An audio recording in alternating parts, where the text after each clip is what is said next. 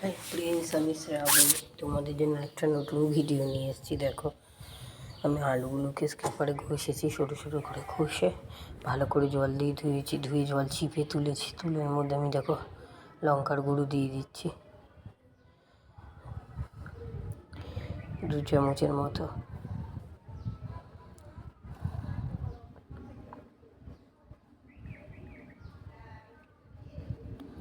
দিয়ে দিচ্ছি বেসন গুঁড়ো, বেসন দিয়ে দিচ্ছি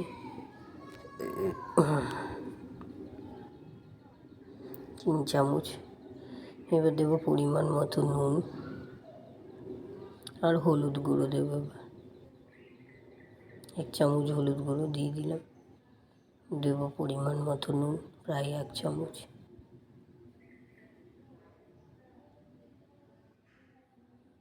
এটাকে আমি কোনো জল ছাড়া মাখবো, মানে আলু চিপে তোলার পর আলুর মধ্যে একটুখানি জল থেকে যায়, তাতেই হয়ে যাবে মাখা,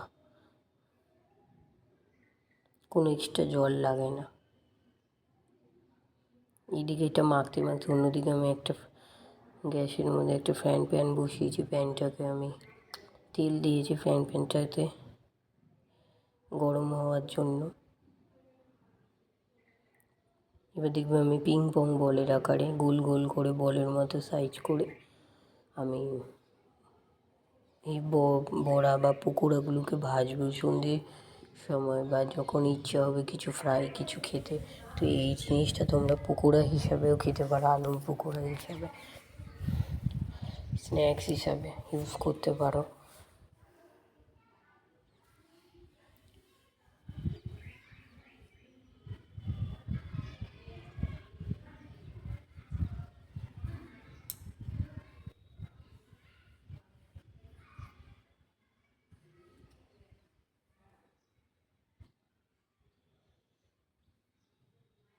এরকম আমি সব ছেড়ে দিচ্ছি।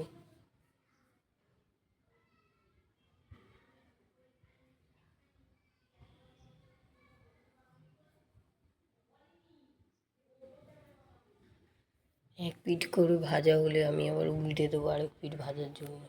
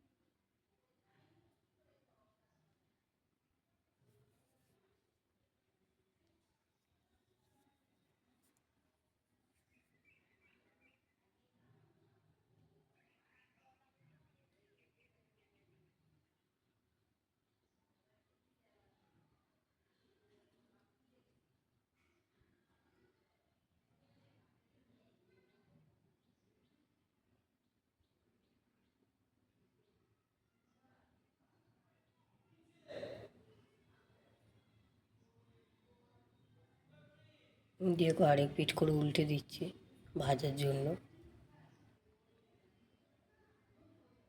এগুলো ভাজতে ভাজতে অন্যদিকে আমি 4টে আলুকে আমি টুকরো করে কেটে রেখে দিয়ে ধুয়ে নিয়েছি ভালো করে। আলুগুলোকে ভেজে আমি তুলবো।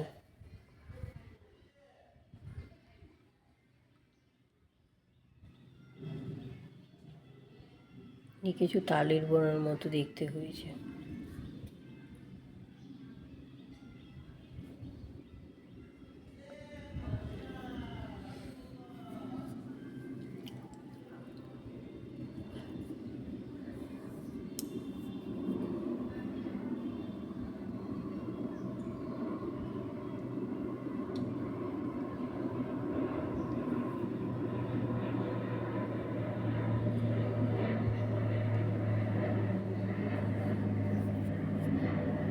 দেখো বড়াগুলো পকোড়া। এবার আমি তেলটার মধ্যে দেখো একটা তেজপাতা দিয়ে দিলাম, একটু সাদা জিরে ফোড়ন দিয়ে দেবো।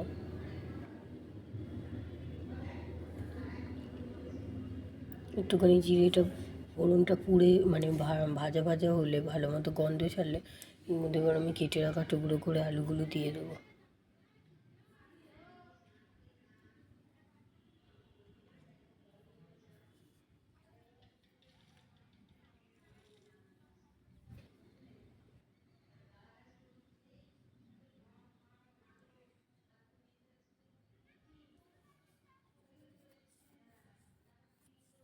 এদিকে আলুগুলো ভাজা ভাজার জন্য অপেক্ষা করছি, এদিকে একটা টমেটো আমি স্ক্যাপারে ঘষে নিয়েছি, সেটা আমি দিয়ে দিলাম।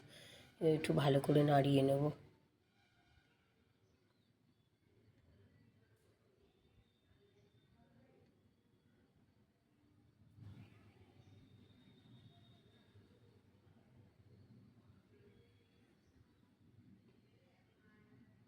এভাবে থালার মধ্যে আমি একটু জল নিয়েছি, জলে আমি 1 চামচ হলুদ গুঁড়ো দিয়েছি, 2 চামচ জিরের গুঁড়ো দেবো,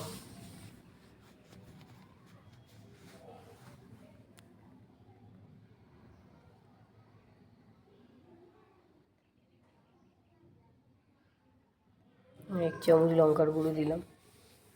এটাকে একটু নাড়িয়ে আমি ওই কড়াইয়ের মধ্যে দিয়ে দেবো, প্যানে। এটাকে আমি ভালো করে একটুখানি খুন্তি দিয়ে নাড়িয়ে দিচ্ছি। কষানো অবধি আমাকে ওয়েট করতে হবে।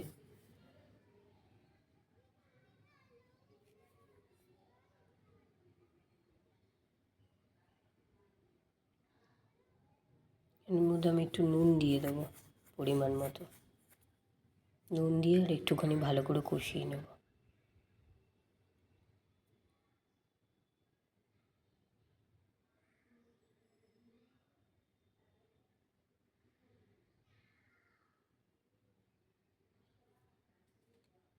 এবার এর মধ্যে আমি কী দিয়ে দেবো না, কষে গেছে, এবার আমি এর মধ্যে একটুখানি জল দিয়ে দেবো।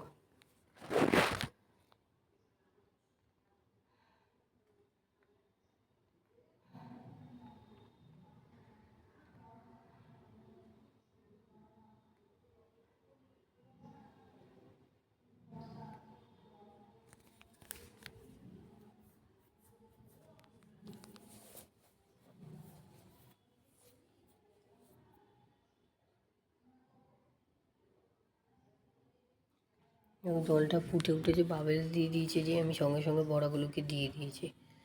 এবার দেখো আমি টিপে টিপে দেখছি যে নাড়িয়ে উল্টে উল্টে দিচ্ছি, এবার আলুগুলোও দেখছি ভালো করে সেদ্ধ হয়েছে কিনা। না, আমি যতটা পরিমাণে ঝোলটা রাখবো ততটাই থাকবে, যদি বেশি টানি দিয়ে একদম শুকিয়ে যাবে। এবার আমি নামিয়ে দিলাম। আমার ভিডিওটা ভালো লাগলে চ্যানেলটিকে লাইক আর সাবস্ক্রাইব করে দেবে।